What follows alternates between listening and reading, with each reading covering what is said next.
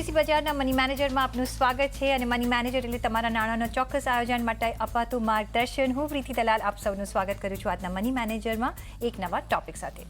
Money મેનેજરમાં આજે આપણે વાત કરીશું સેક્ટોરિયલ વર્સિસ થીમેટિક ફંડ વિશે. કોણે કયા ફંડની પસંદગી કરવી જોઈએ અને આ ફંડમાં કેટલું તમે રોકાણ કરી શકો.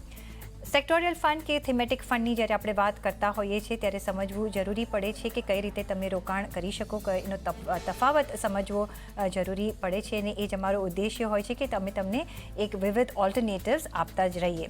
અને આ જ અંગે આજે આપણે વાત કરીશું અને સમજીશું આપણા આજના સ્પેશિયલ ગેસ્ટ સાથે. અને આપણી સાથે જોડાઈ રહ્યા છે રૂપી with Rishabh ઇન્વેસ્ટમેન્ટના Rishabh Desai.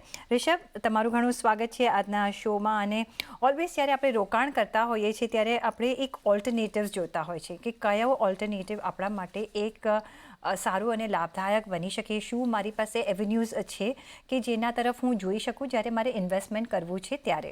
Mutual fund એક એવી કેટેગરી છે કે જે આપણને ઘણા બધા એવન્યુઝ આપતી હોય છે રોકાણ માટે. અને આજે જે આપણે સ્પેશિયલી જે ડિસ્કસ કરવાના છે કે સેક્ટોરિયલ અને થીમેટિક મ્યુચ્યુઅલ ફંડ વિશે, તો આ જો તમે સમજાવી શકો કે કયા ડિફરન્ટ ફોર્મ્સ હોય છે અને કઈ રીતે બે એકબીજાથી ડિફરન્ટ છે. પ્રીતિ, પહેલા તો તમારો ખૂબ ખૂબ આભાર મને શો પર ઇન્વાઇટ કરવા માટે. અને CNBC બજારના આખી ટીમને વ્યુઅર્સને 8 વર્ષની ખૂબ ખૂબ શુભેચ્છા. અતુલ્ય 8 વર્ષની હેપી બર્થડે. અને આઈ હોપ કે આ સિલસિલો ચાલતો જ રહે અને તમે વ્યુઅર્સને ઇન્સાઇટફુલ કોન્ટેન્ટ આપતા જ રહો. સો પહેલા તો આપણે સમજીએ કે સેક્ટોરિયલ અને થીમેટિક ફંડ શું છે. સો આપણા ઇકોનોમીમાં અને ગ્લોબલી અલગ અલગ સેક્ટર્સ હોય છે, રાઈટ? અને આ સેક્ટર્સની અંદર એક સેટ ઓફ કંપનીઝ હોય છે રિલેટિંગ ટુ ધીઝ સેક્ટર્સ. હવે આ સેક્ટર્સ બ્રોડલી બેન્કિંગ છે, ફાઇનાન્શિયલ સર્વિસીસ છે, ફાર્મા આવી જાય છે, ઇન્ફોર્મેશન ટેકનોલોજી આવી જાય છે, consumer durables, auto, metals, energy, reality etcetera. આ અલગ અલગ ટાઈપ્સના બ્રોડ સેક્ટર્સ હોય છે. હવે સેક્ટોરિયલ ફંડ શું કરે છે કે સેક્ટોરિયલ ફંડ એક પર્ટિક્યુલર સેક્ટરમાં એના કંપનીઝમાં ઇન્વેસ્ટ કરે. હું એક ઉદાહરણ આપું છું. એક ફાર્મા ફંડ હોય કે એ સિર્ફ ફાર્મા કંપનીમાં જ ઇન્વેસ્ટ કરશે. એક બેન્કિંગ ફંડ હોય કે બેન્કિંગ સેક્ટરમાં કે બેંક્સમાં જ ઇન્વેસ્ટ કરશે, અને સો ઓન. એટલે આ એક સેક્ટોરિયલ કેટેગરી થઈ ગઈ. સેમ થીમેટિક કેટેગરીમાં અલગ અલગ થીમ્સ હોય છે. બ્રોડલી ટેકનોલોજી થીમ આવી ગયું, ઇન્ફ્રાસ્ટ્રક્ચર આવી ગયું, કન્ઝમ્પશન આવી ગયું, ફાર્મા ને હેલ્થકેર આવી ગયું કોમ્બિનેશનમાં, બેન્કિંગ ને ફાઇનાન્શિયલ સર્વિસીસ કોમ્બિનેશનમાં આવી ગયું, એસેટ્રા. હવે આ થીમેટિક ફંડ શું કરે કે thematic fund will invest in to different companies, અને એ 2 થી વધારે sectors pertaining related to that particular થીમમાં ઇન્વેસ્ટ કરી શકે છે. હવે આમાં પણ એક ઉદાહરણ આપું છું કે જે ફાર્મા ને હેલ્થકેર થીમેટિક ફંડ છે એ ડ્રગ મેન્યુફેક્ચરિંગ કંપનીમાં પણ ઇન્વેસ્ટ કરી શકે, એ ડાયગ્નોસ્ટિક કંપનીઝમાં પણ ઇન્વેસ્ટ કરે, અને ઇન્સ્યોરન્સ સેક્ટર એટલે ઇન્સ્યોરન્સ કંપનીઝમાં પણ ઇન્વેસ્ટ કરી શકે. એક બીજું ઉદાહરણ આપું છું કે જે ઇન્ફ્રાસ્ટ્રક્ચર ફંડ હોય, હવે એ કન્સ્ટ્રક્શન કંપનીઝમાં પણ ઇન્વેસ્ટ કરી શકે, એ એનર્જી સેક્ટરમાં પણ ઇન્વેસ્ટ કરી શકે, એ કેપિટલ ગુડ્સ કંપનીમાં પણ ઇન્વેસ્ટ કરી શકે. એટલે થીમેટિક ફંડ બેઝિકલી એક કોમ્બિનેશન ઓફ સેક્ટર્સ અને કોમ્બિનેશન ઓફ કંપનીઝમાં ઇન્વેસ્ટ કરી શકે. હવે સેક્ટોરિયલ ને થીમેટિક ફંડમાં મેજર ડિફરન્સ આ છે કે સેક્ટોરિયલ ફંડ એક જ પર્ટિક્યુલર સેક્ટરમાં ઇન્વેસ્ટ કરી શકે, ને thematic fund various sectors as per the થીમમાં ઇન્વેસ્ટ કરી શકે. Sectorial fund is more concentrated કારણ કે એક જ સેક્ટર પર કોન્સન્ટ્રેશન થાય છે એનું, અને થીમેટિક ફંડ એક બ્રોડ બેઝડ હોય છે, એક મોર ડાયવર્સિફાઈડ હોય છે કારણ કે અલગ અલગ સેક્ટર્સમાં પણ ઇન્વેસ્ટ કરી શકે છે. એટલે do you mean to say Rishabh કે જે સેક્ટોરિયલ ફંડ્સ છે એ સપોઝ એઝ ફોર એક્ઝામ્પલ આપણે લઈએ કે ઓટો સેક્ટર છે તો ખાલી ઓટો સેક્ટરમાં જ રોકાણ કરતો હોય છે, અને થીમેટિક ફંડ છે વેરીડ સેક્ટર્સમાં ઇન્વેસ્ટ કરતું હોય છે, પછી એમાં ઓટો, બેન્કિંગ બધું આવી ગયું, એવી રીતે તમે સમજાવવા માંગો છો? એબ્સોલ્યુટલી. ઓટો સેક્ટર સિર્ફ ઓટો કંપનીઝમાં જ ઇન્વેસ્ટ કરશે, અને થીમેટિક ફંડ એ અલગ અલગ પણ the sector should be relating to that theme. એમ નહીં કે કયું પણ સેક્ટર્સમાં ઇન્વેસ્ટ કરી શકે, એવું ના હોય. સપોઝ ઓટો હોય તો ઓટો એન્સિલરી એવી રીતે કરે.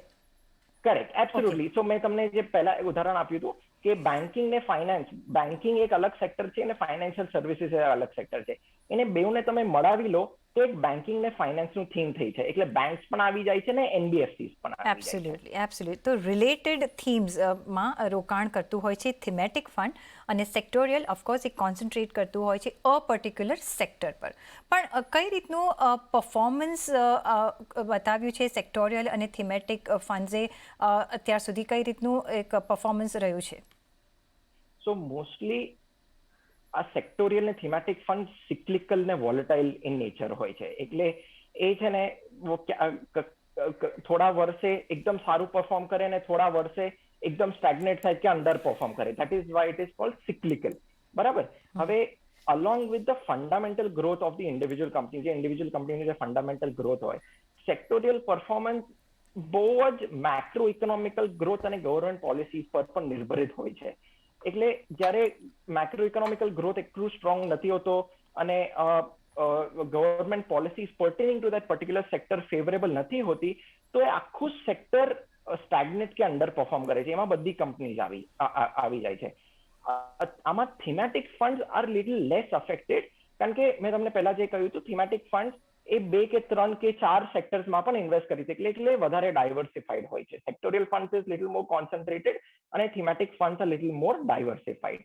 હવે વ્યુઅર્સને ખાસ જાણવાની જરૂર છે કે સિક્લિકલ અને વોલેટાઇલની વચમાં ડિફરન્સ છે. આ બે સેક્ટોરિયલ અને થીમેટિક ફંડ્સ સિક્લિકલ પણ હોય છે ને વોલેટાઇલ પણ હોય છે.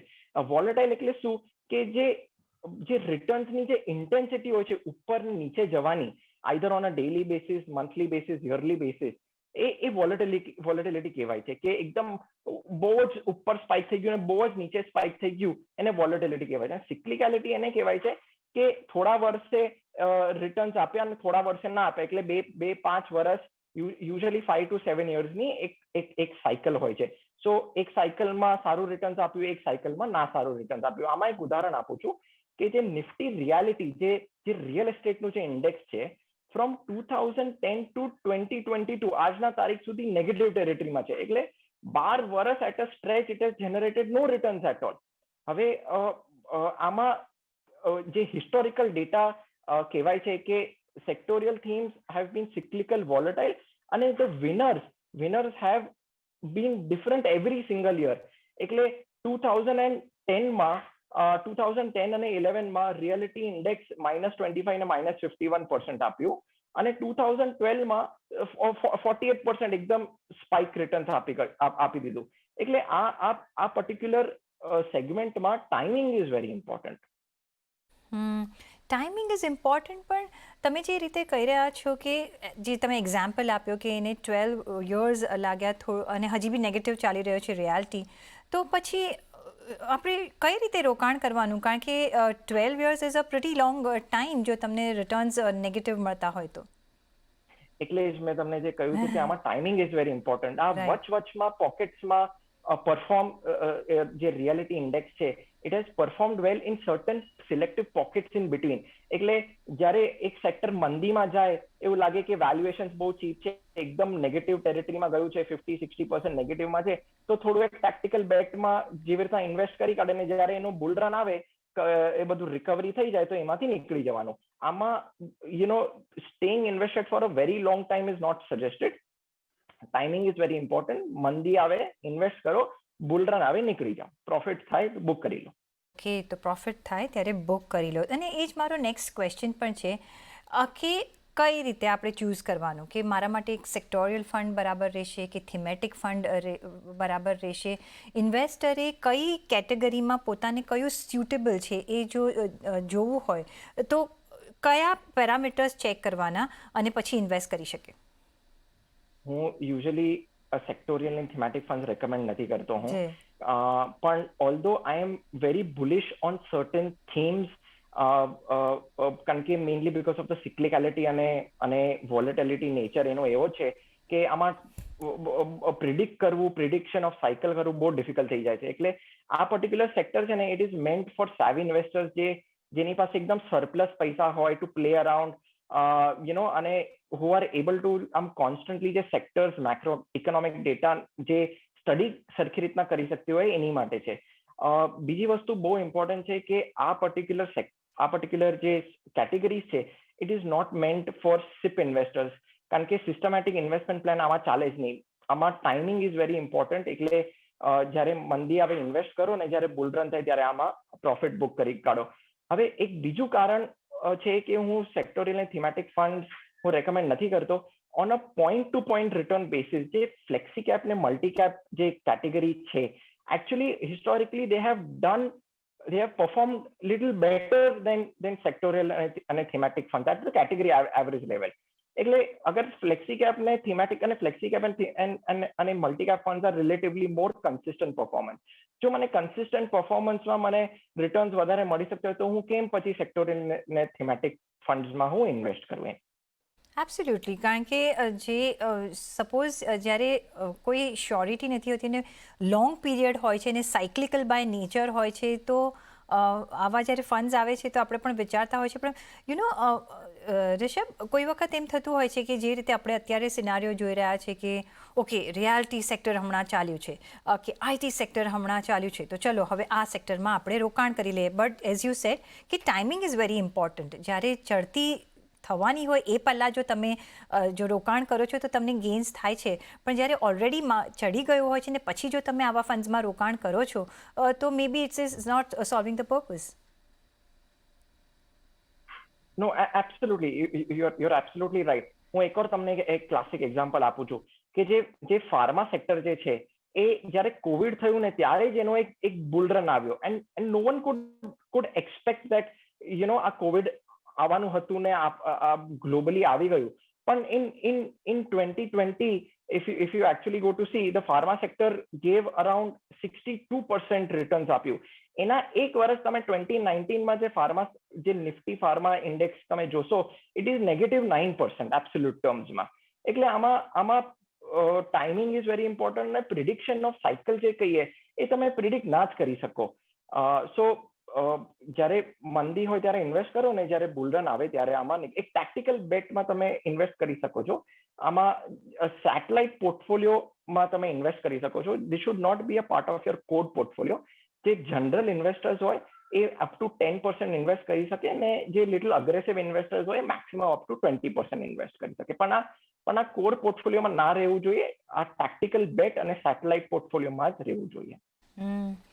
બરાબર છે. તો આ મે બી અ ફર્સ્ટ ચોઇસ ન હોવો જોઈએ જેની પાસે સરપ્લસ લિક્વિડિટી છે, કે જે થોડા એગ્રેસિવ છે, એ 10 to 20% આમાં રોકાણ કરી શકે છે. પણ રિષભ, તમે પહેલાં કહ્યું કે અમુક થીમ પર તમે ઘણા બુલિશ છો, અને કયા એવા થીમ્સ છે કે જેમાં તમે રોકાણ કરવાની એક સલાહ આપશો અમંગ્સ ધીસ થીમેટિક ફંડ્સ કે સેક્ટોરિયલ ફંડ્સમાં? પ્રિયા, બહુ સરસ ક્વેશ્ચન છે. I am very bullish on certain themes. એક તો ગ્લોબલ ટેકનોલોજી થીમ આવી ગયું, એક ફાર્મા ને હેલ્થકેર થીમ આવી ગયું, ત્રીજું બેન્કિંગ ને ફાઇનાન્સ થીમ આવી ગયું, અને ચોથું કન્ઝમ્પશન થીમ આવી ગયું. હવે આ ચારો થીમ છે ને આપણે ડે ટુ ડે લાઈફમાં આપણી એટલી ડિપેન્ડન્સી છે આ પ્રોડક્ટ્સની કે આપણે વિચાર ના કરી શકીએ. આપણને જો ટેકનોલોજી, આપણે we are living in an advance technological age. ફ્યુચરમાં ટેકનોલોજી એડવાન્સ જ થવાની છે. આપણી ડે બાય ડે ટેકનોલોજી પર ડિપેન્ડન્સી વધવાની છે. ફાર્મા અને હેલ્થકેર, હવે આ કોવિડના વજહથી આપણે એટલા હેલ્થ કોન્શિયસ થઈ ગયા છે કે we have started to go for regular checkups, insurance આપણે કરાવવાનું સ્ટાર્ટ કરી કાઢ્યું છે. એટલે ફાર્મા અને healthcare is also going to be of a great demand in the future. Banking ને ફાઇનાન્સ પણ એક આપણે રોજ ને રોજ બેન્કિંગ ને ફાઇનાન્સ આપણે બેંક કંઈક ને કંઈક યુઝ ટ્રાન્ઝેક્શન કરતા હોય છે. અને કન્ઝમ્પશન એટલે આપણે આમ ફાસ્ટ મૂવિંગ કન્ઝ્યુમર ડ્યુરેબલ્સ છે કે ઓટોમોબાઈલ છે કે આપણે ઘરમાં કંઈક ને કંઈક આપણે જે કન્ઝ્યુમ કરતા હોઈએ. તો I am very bullish on these four things which are going to play a very important role, અને આનું ડિમાન્ડ ફ્યુચરમાં ઇન્ક્રીઝ જ થવાનું છે. હવે ડોમેસ્ટિક એક્સપોઝર ટુવર્ડ્સ આ થીમ્સ માટે આ easily flexi cap funds will take care. કારણ કે most flexi cap funds are very heavy on banking and financial, અને it has a decent exposure into technology, pharma અને consumption companies as well. તમે flexi cap mutual ફંડનું જે category average જોશો ને એમાં 30% banking ને ફાઇનાન્સ ઓલરેડી આવી જાય છે, અરાઉન્ડ 18 થી 19% ટેકનોલોજી કંપનીઝમાં આવી જાય છે, 30% ઇઝ કન્ઝમ્પશન, અને around 7 to 10% is into pharma and healthcare.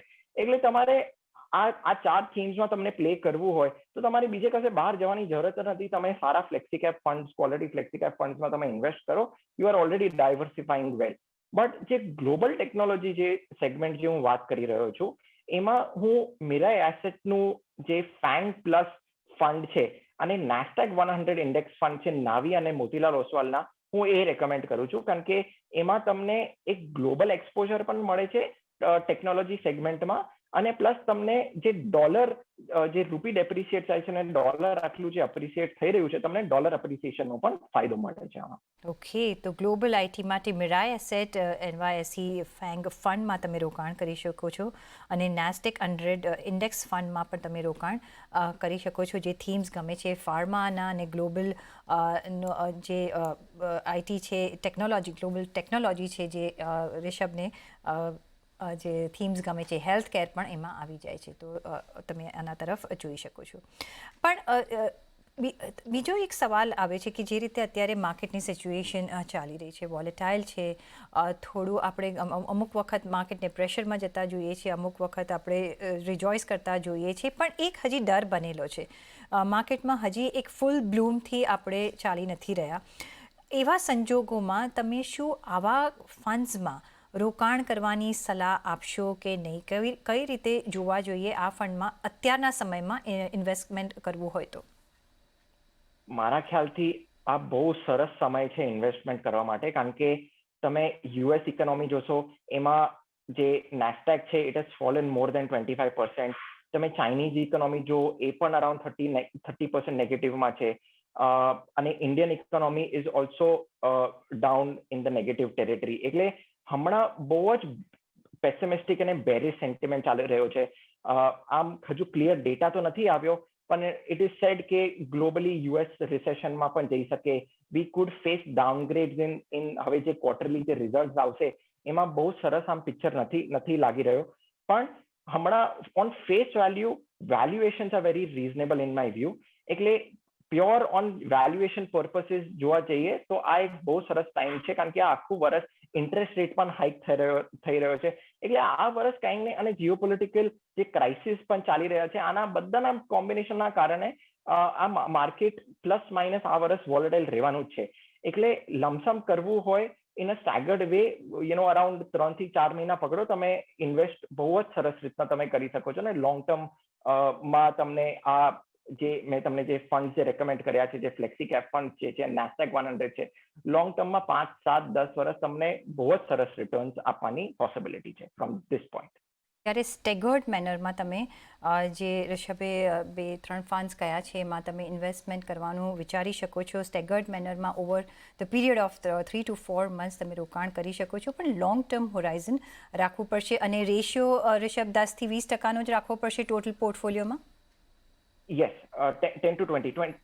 10% is more for the general investors જે બહુ રિસ્ક ના લઈ શકતા હોય. 20% for little more aggressive. જી, તો 10% જે ઋષભે પહેલાં પણ કહ્યું હોય કે જનરલ જેને બહુ રિસ્ક ન લેવું હોય એ લોકો રોકાણ કરી શકે છે, અને 20% જે અગ્રેસિવ ઇન્વેસ્ટર છે એ પણ રોકાણ કરી શકે છે, જેની પાસે એક્સેસિવ લિક્વિડિટી છે એ પણ આ તરફ જોઈ શકે છે અને એક ગ્લોબલ માર્કેટનો પણ એડવાન્ટેજ લઈ શકે છે. પણ એ સાથે જ અહીંયા આપણે એક બ્રેકનો સમય થઈ ગયો છે, તો એક બ્રેક લઈશું અને પાછા ફરીશું અને લઈશું દર્શકોના સવાલોના જવાબ. અમારી સાથે જોડાયેલા રહેજો.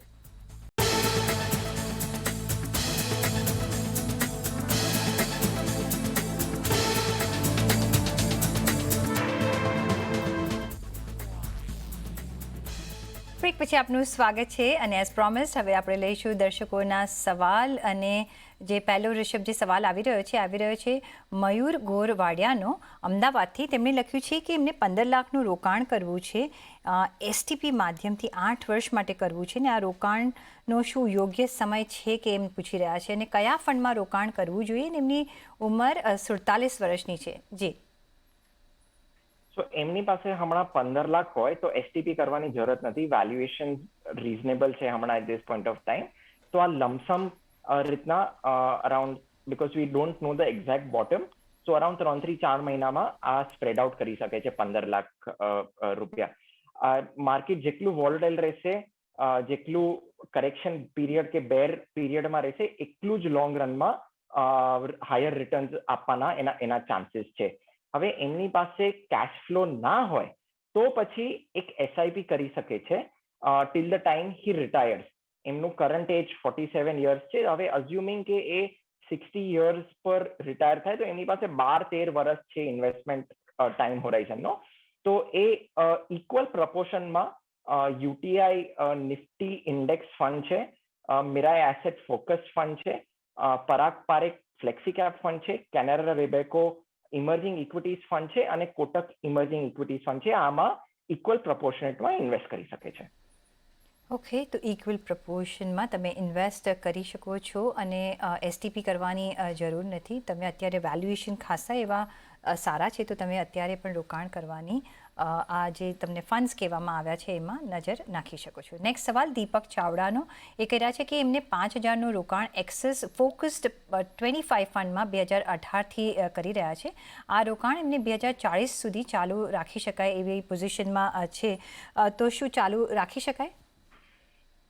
સો Axis focus 25 growth oriented focused fund છે. એમાં મેક્સિમમ 25 સ્ટોક્સ જ ઇન્ક્લુડ એ લોકો કરી શકે છે. અને આ પર્ટિક્યુલર ફંડ એક flexi cap strategy, even though it comes from the focus category, એ ફ્લેક્સી કેપ સ્ટ્રેટેજી ફોલો કરે છે. આ ફંડ એક બહુ જ એક્સપિરિયન્સ અને સીઝન ફંડ મેનેજર મેનેજ કરે છે અને એની ટીમ પણ બહુ જ સ્ટ્રોંગ છે. સો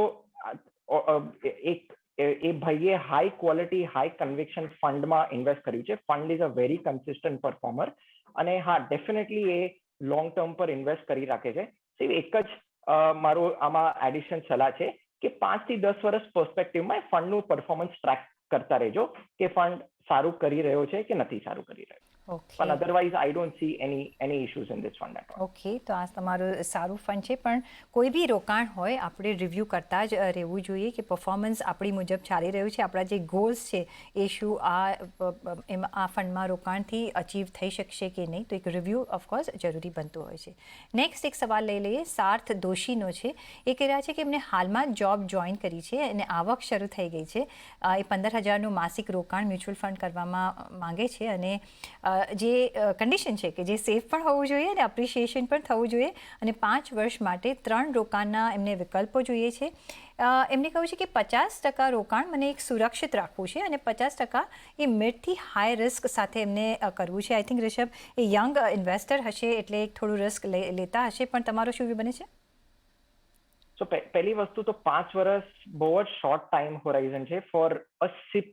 જે સિપ ઇન્વેસ્ટમેન્ટ કરી રહ્યા છે ઇક્વિટીઝમાં 5 વર્ષ બહુ જ શોર્ટ ટાઈમ હોરાઇઝન છે. સિપ ઇન ઇક્વિટીઝ એનો આઈડિયલ ટાઈમ હોરાઇઝન હોવો જોઈએ 7 to 10 years.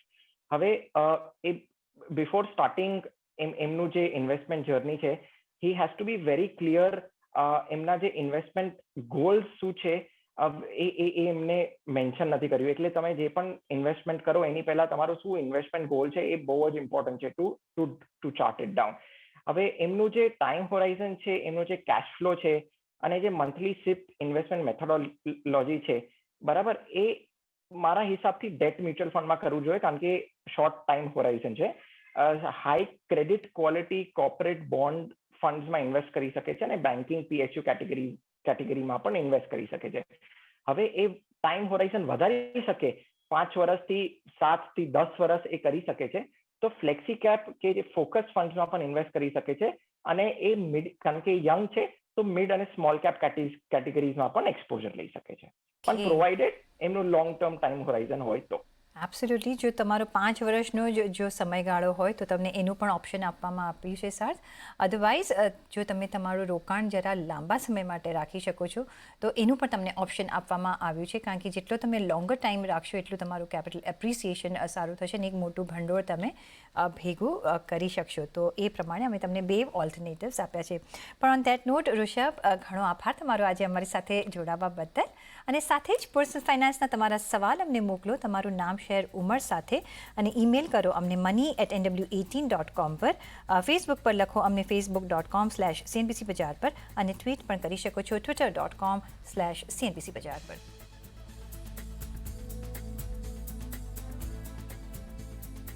અને આ સાથે જ મની મેનેજરના આ એપિસોડમાં બસ આટલું જ. પાછા મળીશું નેક્સ્ટ એપિસોડમાં. ત્યાં સુધી આપશો રજા. નમસ્કાર.